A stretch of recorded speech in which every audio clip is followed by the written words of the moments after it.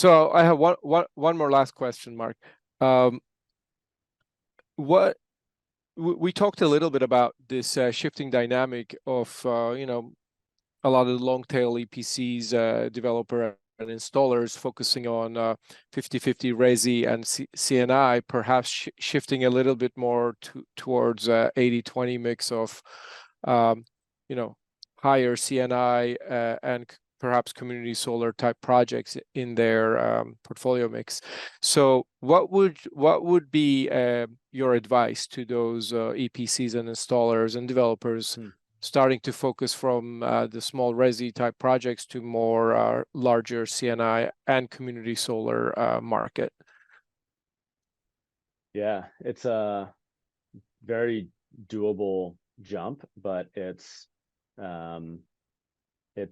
not necessarily easy because the institutional rigor that supports some of the best pricing and players who are in this CNI and community solar market typically comes with banks and tax equity and people that have a lot of specific requirements to de-risk the project because they've been burned by something in the past. And so I think it's really just getting a handle and making sure you understand what you're jumping into.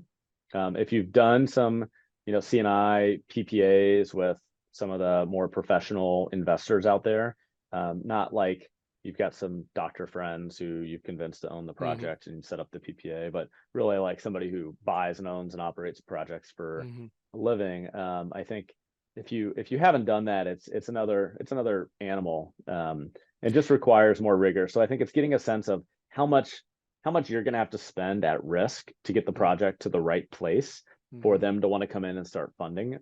And what are some of those requirements? I assume that means a lot of documentation, a lot of tight processes, and providing lots of paperwork, pictures, documenting your development process for the benefit of the investor, and perhaps some other to-dos, post development, maintenance work, and so on and so forth. Is that kind of the way to describe this, or what else?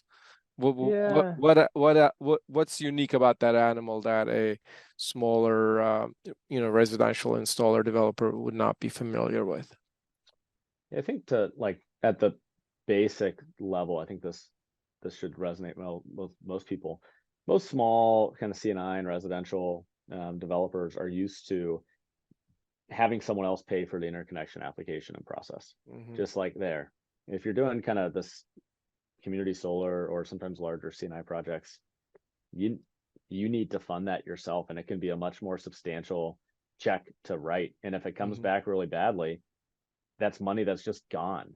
And that's like a different risk profile than they're used to taking. So we've worked with a number of EPCs who build for 4 or 5 megawatt sites, but just for people who are paying cash for it, and now they want to do a PPA, and they're just not used to having to do some of these things on their own dime. And then the requirements tend to be more onerous. So thinking about a rooftop project, still not that big or that expensive, but you want to make sure your site lease, if you're doing a community solar project, is good, and that you've got a good legal representation there, and it's done in a way that's consistent with solar project financing. You need to typically get like some sort of boundary survey and understand the title and who owns it, and some of those things. If you're doing a ground mount project, it's a lot more. It can be things that you've never had to do before, because these ultimately the banks who you never talk to require a phase 1 environmental site assessment, wetlands delineation, environmental studies, and all these things that can add 20 to 50K onto the project, and doing that all at risk again, where if it comes back negatively and it kills the project, like nobody else put that money in. And that's something that most people aren't used to. And now there's solutions for it, right? There are these long-term owner operators who will fund and support some of those development costs, maybe not all of them, but some of them. And as long as you're clear about roles and responsibilities and who funds what when, you can find the right partner to do that with you and help you grow to that next level, maybe for a couple projects, and then you can go off and do it on your own. So that's probably the recommendation that I'd conclude with is, there's doing it with a party that can support you as you are growing to that next level, and help you know what potholes are in front of you, can be can be really helpful and worth, yeah, you give up some upside, but worth it for a little peace of mind and that, or hire a super expensive, experienced Yeah. community solar developer. Yeah. Could work too. Got it. Got it. Well, thank you very much, Mark. For the viewers, it's been great.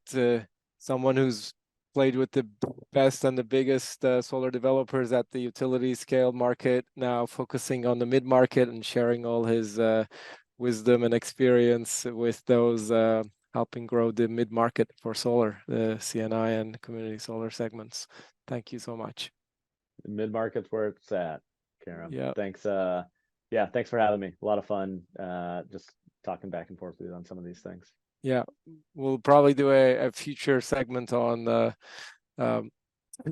other attributes of and challenges and potentials of the community solar market and beyond. Thank you. That's great. Thanks. All right.